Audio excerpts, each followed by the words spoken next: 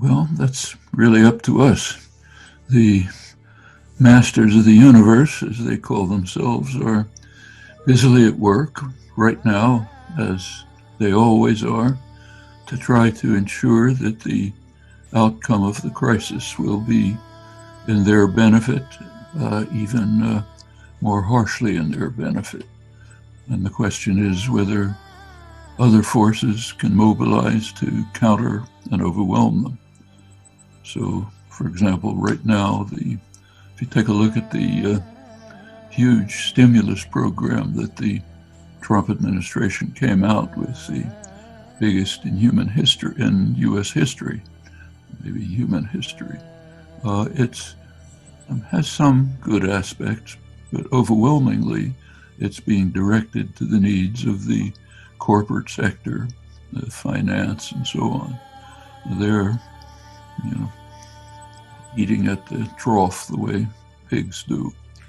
And if it continues that way, it offers essentially nothing to the people who are the worst victims. And I can go through this in detail. But yes, that's what's happening. Meanwhile, the fossil fuel industries, who are intent on making as much profit as they can before they destroy the world, not in the distant future, they're appealing for more funding, more deregulation, and of course being offered it by the criminal Trump administration. So that's the kind of thing that's happening before our eyes. We can either counter it or allow it to come. Could be a much better world. This is a good opportunity for people to think of what kind of world we want. Do we want to go back to the tragic history of recent years, or do we want to overcome it? And there are many ways to do it, different in different countries. Problems in the U.S. are very different from the problems in Egypt. But in each place, there are ways to try to overcome the tragedies and criminality of the past. But it's not enough to know that it's possible.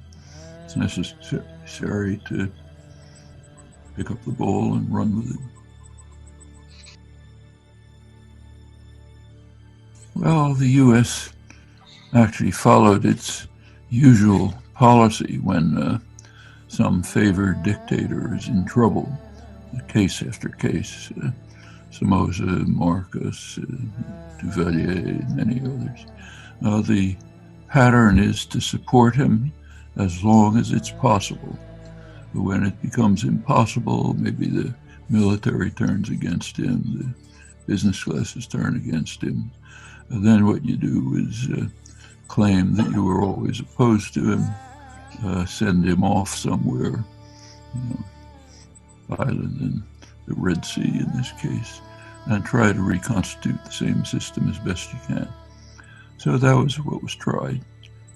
There were very serious problems internal to Egypt, which you can't attribute to the United States, and it ended up with a vicious dictatorship, maybe the worst in Egypt's history, which the U.S. strongly supports and the business world strongly supports. They flock to Egypt for economic conferences to see what they can gain from robbing the people of Egypt at a desperate point. But that's what you expect. The question is whether there will be means to counter it. And there can be in the United States and in Egypt. It's very hard to find a coherent strategy in the chaos of the Trump White House, but you can detect something. The thing that comes out clearest is the effort to construct an international of the most reactionary states and use it to be the base for the next phase of U.S. imperial interests. So it's in the Middle East. It means Sisi's Egypt, the Gulf family dictatorships, Israel is right at the center of it, they're all now cooperating almost openly, moving a little beyond to Modi's India, vicious Hindu dictatorship, racist dictatorship, which is trying to destroy the huge Muslim community and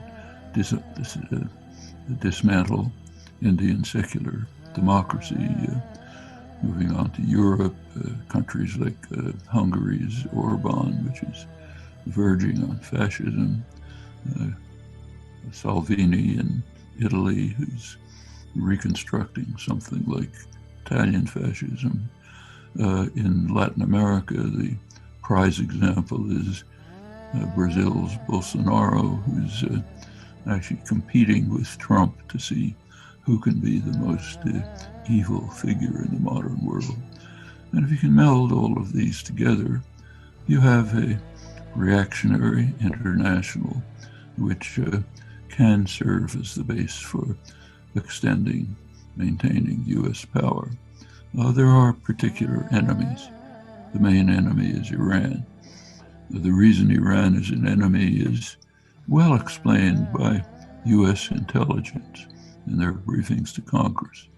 The problem is that they point out that Iran has very low military expenditures, even by the standards of the region, let alone the United States. Its strategic policy is deterrent. I want to try to deter an invasion long enough for diplomacy to enter. They say if they are thinking of developing nuclear weapons, which they may or may not be, that would be part of their deterrent strategy. Now, who is it who's opposed to a deterrent strategy? Well, rogue states, countries that want to be able to use force freely without any impediment. And there are two of them, Israel and the United States. So naturally, they can't tolerate a deterrent. Incidentally, it's worth remembering, in the US, you just can't talk about this. Maybe in Egypt you can. There's a very simple solution to any potential threat that anyone thinks Iran might pose with its weapons programs. Very simple. Actually, the answer was presented forcefully by Egypt 30 years ago. Establish a nuclear weapons-free zone in the region with tight enforcement, which we know can be done. It's just been done, in fact, in the case of the joint agreement, the recent agreement with Iran on nuclear weapons, which Trump tore up. It was working very well, intensively monitored. U.S. intelligence, International Atomic Agency recognizes that Iran lived up to it. So that's not a problem. So establish a nuclear weapons-free zone in the Middle East. Egypt has actually been in the forefront of pressing for this since the 90s. Comes up every 5 years at the nuclear review meetings. Every time it's vetoed by the United States. Nobody else is opposed. Iran is strongly in favor. The Arab states are in favor, led by Egypt. The non-aligned countries, 130 countries, strongly in favor. U.S. vetoes it. Why? The last one was Obama, incidentally, 2015. The answer is known to everybody. The U.S. does not want Israel's nuclear weapons system to be inspected. In fact, the U.S. does not even admit that it exists. The U.S. says it doesn't know whether it exists, which of course, total nonsense, obviously, And there's a reason for that. If the U.S. conceded that Israel has nuclear weapons, U.S. laws would begin to be invoked, and U.S. aid to Israel would have to be canceled. Not allowed to give aid to countries that develop nuclear weapons outside the framework of the Non-Proliferation Treaty. So in order to protect Israel from inspection, the U.S. is willing to face serious dangers of major war breaking out, maybe just by accident, in its conflict with Iran. It tells you something very important. also helps explain why this can't be discussed in the United States. You take a look, do a Google search, try the New York Times search index, can't mention it. It's perfectly obvious, it's right in front of everyone's eyes. As I said, Egypt is in the forefront of pressing for this, has been for almost 30 years, but you can't talk about it. Well, that's the reactionary international has to be aimed against Iran. In fact, the way there's plenty wrong with Iran. We could spend a whole session on the rottenness of the government, but that's not the point. At this point, Iran is suffering very severely from the virus, and the United States is consciously, openly trying to rapidly and massively increase the crisis, kill as many Iranians as possible by tightening the sanctions regime. The sanctions regime is illegitimate to begin with. The U.S. is the only country in the world that can impose sanctions, has about probably 30% of the world's population under sanctions. And U.S. sanctions are third country sanctions. Other countries have to observe them, even if they don't like them. So Europe strongly opposes the sanctions on Iran, which are now being used, extended in fact, to increase the torture at a time of need. They oppose it, but they can't do anything about it. Because you oppose U.S. sanctions, U.S. power throws you out of the international financial system. Okay, so you have to follow the master. None of this is acceptable. Cuba has been under murderous U.S. sanctions ever since it achieved independence. Not because of anything it does, only because of, as internal documents in the U.S. concede, because of what's called its successful defiance of the United States. And you can't do that. The world is run like the mafia. And if you defy the Godfather, you're going to be punished. Okay? That's the way much of the world runs. Israel is called the one democracy in the Middle East, but that's deeply flawed. I don't have to go into the details. For half the population that Israel rules, it's not just lack of democracy, it's virtually living in a prison. Even within Israel proper, there's extreme discrimination. But going to the Arab world, there actually has been one free election in the Arab world. It was in January 2006 in Palestine. First free election in the Arab world, carefully monitored, recognized to be fair and free. What was the result?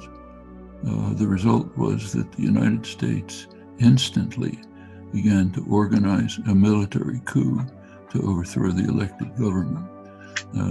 Israel increased its terrorist activities against Gaza, imposed harsh sanctions. The European Union, to its shame, went along. The problem was that the wrong people won. And an election is only fair and acceptable if your candidates win, from the point of view of the powerful. Wrong candidates win, you destroy it. So that's the one free election. Lebanon has semi-free elections. The confessional system that was left by French imperialism strongly impedes the growth of genuine democracy. Elsewhere you find bits and pieces, limited forms in Kuwait, nothing much. It's mostly dictatorships. The Arab Spring was going to break with that. No, I don't think the Arab Spring is dead. I think it was beaten back, but the forces are still there. I suspect they'll rise again. It's a long process. The person who's maybe described this best, as far as I know, is Lashkar, Lebanese origin. He teaches at the School of Oriental African Studies in London, who's right away at the time of the Arab Spring said this is a very important step, but only the first step to a long process of breaking down autocratic institutions, culture of subservience. Many steps have to be taken, but they can be taken. It won't win in a minute, but it can over time. And the recent uprisings in Egypt are another indication of it. Labor activism is another indication. Tunisia has somewhat escaped the repression, but I think there are enough. You can even see it in the family dictatorships, like in Saudi Arabia.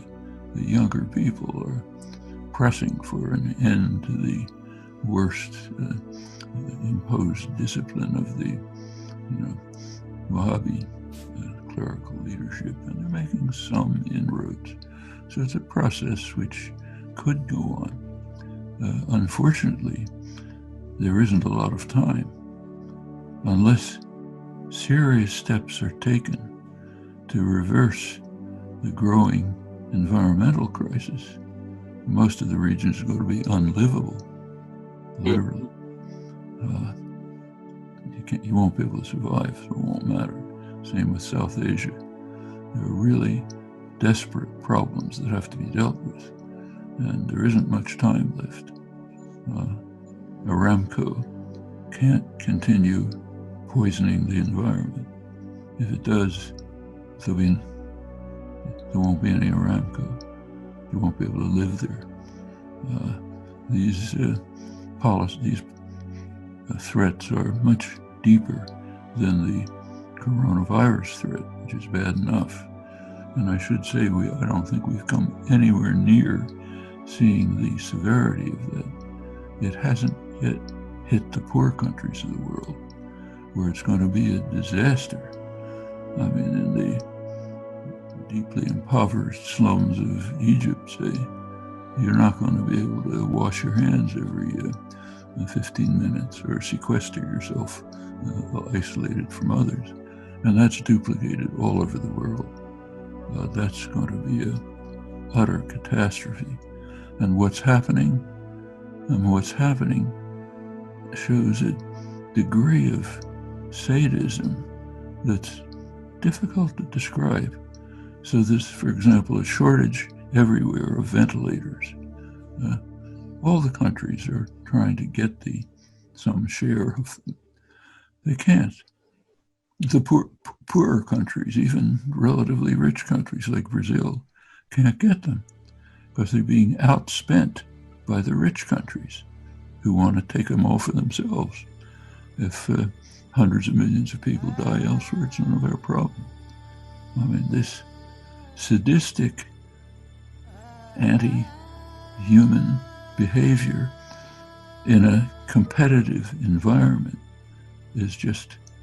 shows you that we're living in a really sick world. It's even narrower. I mean, take, say, the European Union. It's called a union.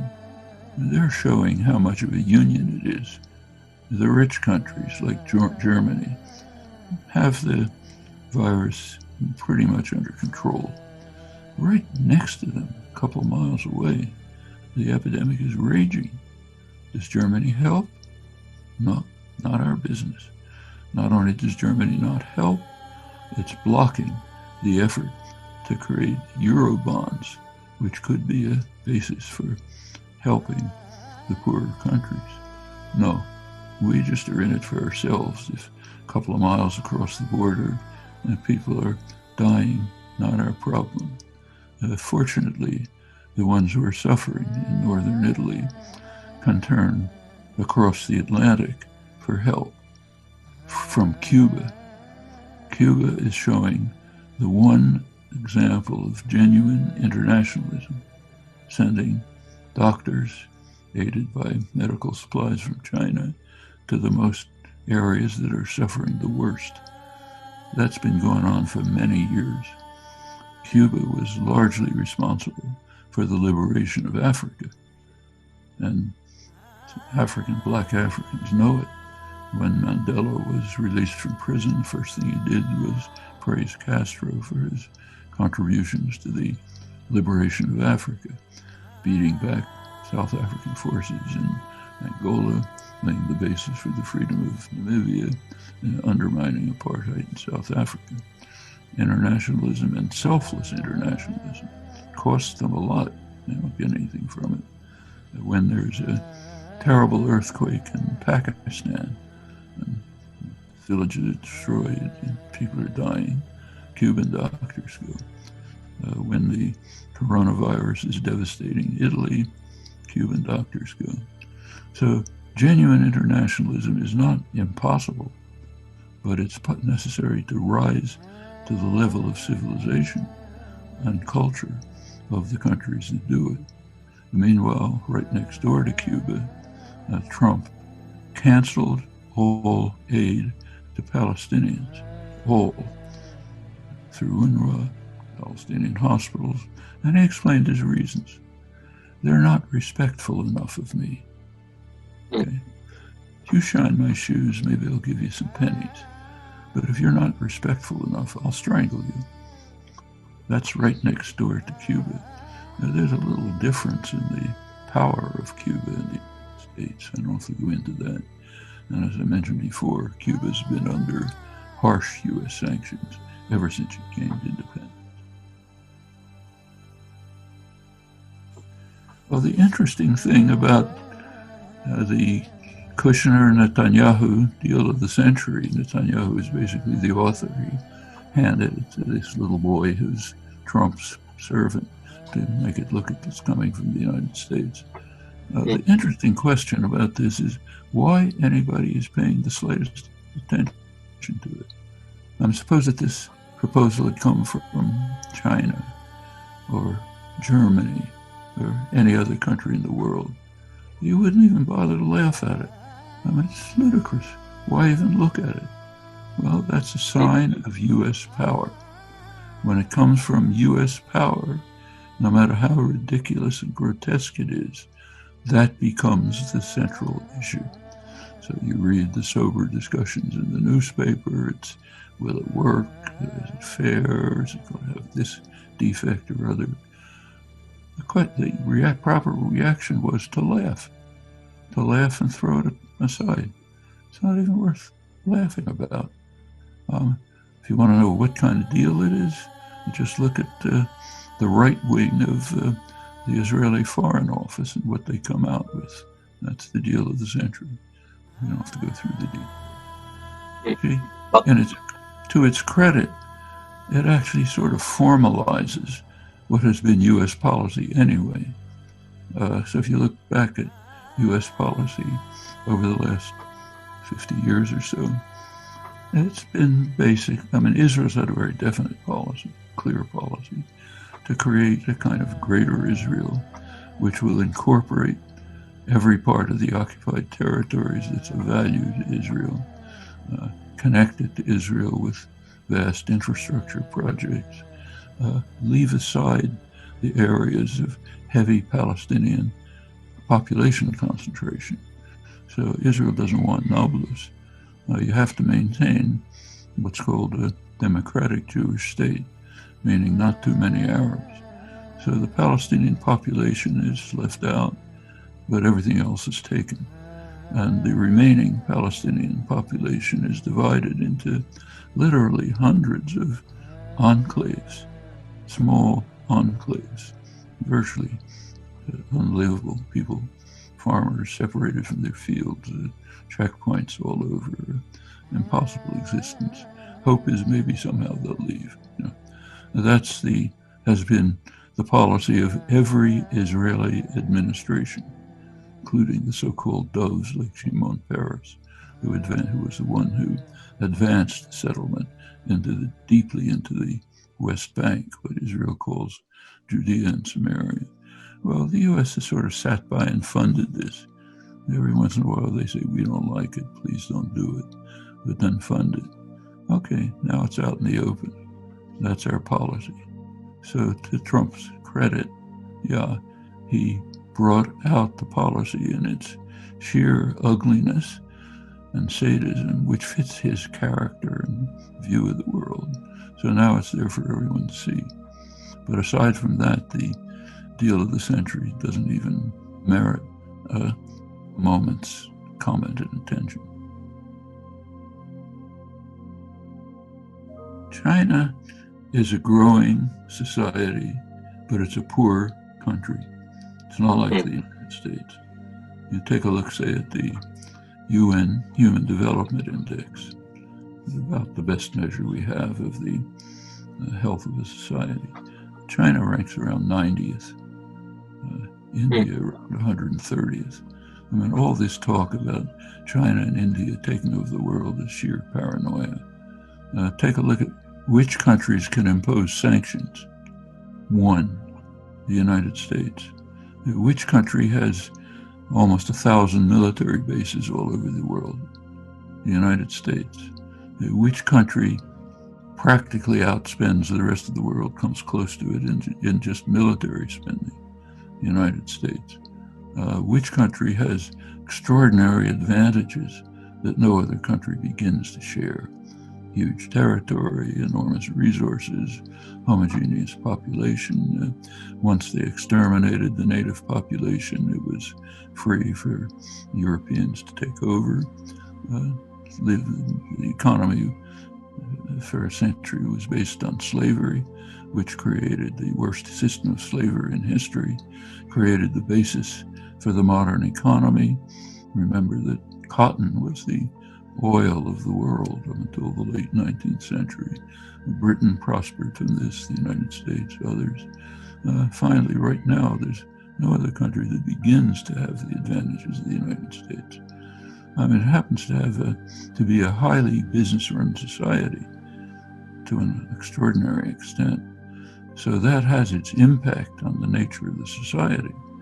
So if you look at OECD, the rich countries' measures of social justice, the United States ranks practically at the bottom, next to Mexico and Greece.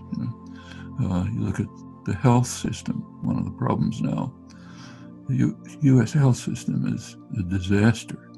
It's twice the per capita cost of comparable countries, some of the worst outcomes. Right now it's suffering severely because under the neoliberal regime, it's been following a business model.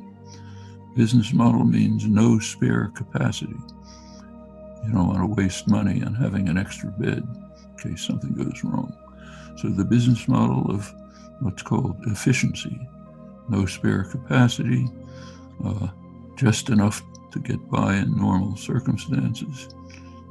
And that's not so great, as plenty of people, including me, can tell from personal experience, but at least it kind of works. If anything out of the range of normal happens, you're out of luck. In fact, if you look more closely at what's been happening, it's almost mind-boggling. So take ventilators, which are right now the bottleneck of the system. I mean, doctors and nurses have to make agonizing decisions as to who to kill today because there aren't enough ventilators to go around. Why? Well, there's a long history, but let's just take Trump. In January, it was well known worldwide that there's a major, serious epidemic, maybe pandemic coming. So what did the Trump administration do? It was shipping ventilators and other masks and other equipment out of the United States to China and other countries. That went on until March, when finally Trump recognized, look, this is no joke. So they started importing the same ventilators and masks from China. For the manufacturers and the middlemen, the shipping industries, it's wonderful. They made money sending them out, making money bringing them in. Now, this is the kind of thing that goes on.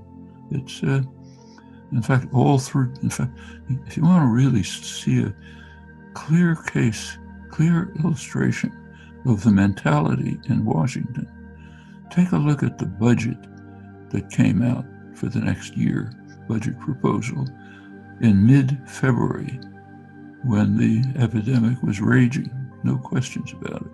mid-February, Trump comes out with his budget. It calls for continued defunding of the Center for Disease Control and every health-related component of the government. So keep defunding them, as Trump had been doing all through his term, right in the midst of the pandemic. But other things have to get funded, like huge subsidies for the fossil fuel industry. That's the budget. And of course, the military. That tells you just what the mentality is of this criminal gang in the most powerful state in world history. Okay? Naturally, people are afraid of it. In fact, the United States around the world is feared and hated to an astonishing extent. You can see it just reading the Arab press.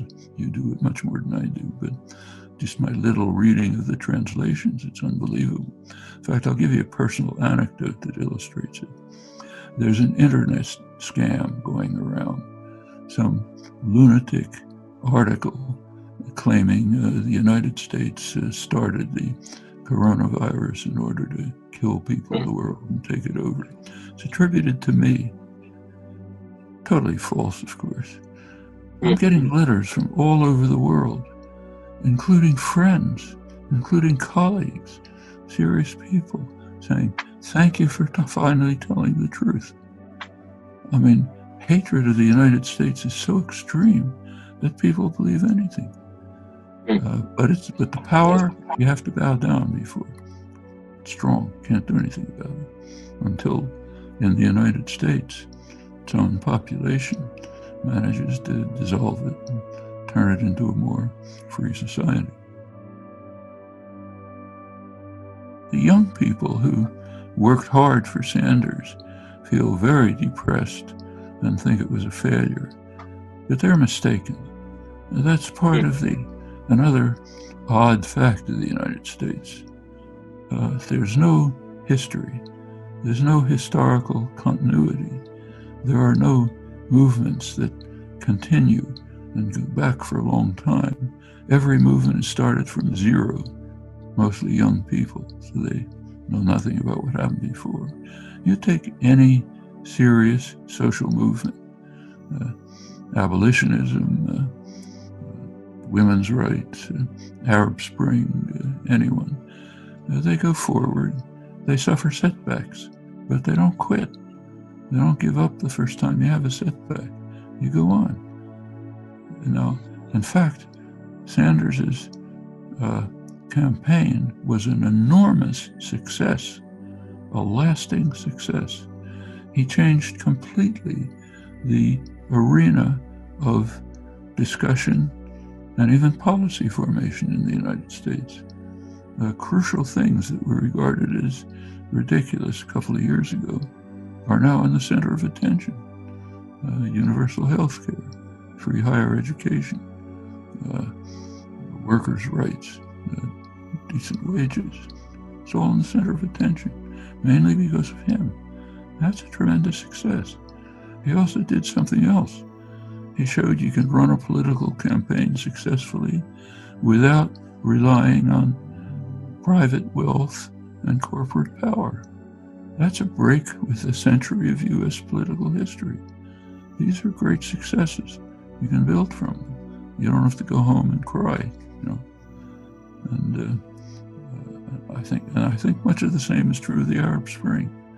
It achieved a great deal, brought people to understand, yes, there are things we can do. So let's do it despite the harshness of the dictatorship, and much worse than anyone faces in the United States, of course. Well, Sanders made it clear, he was in his withdrawal speech, that the movement is not ending. The campaign is ending because of many circumstances, but the movement is going on. And it's up to mostly young people to put some flesh on those words, to make them real. Can be done. If it's done, it could be a much better world. But I'm afraid I have to go off. I have another interview coming in a minute.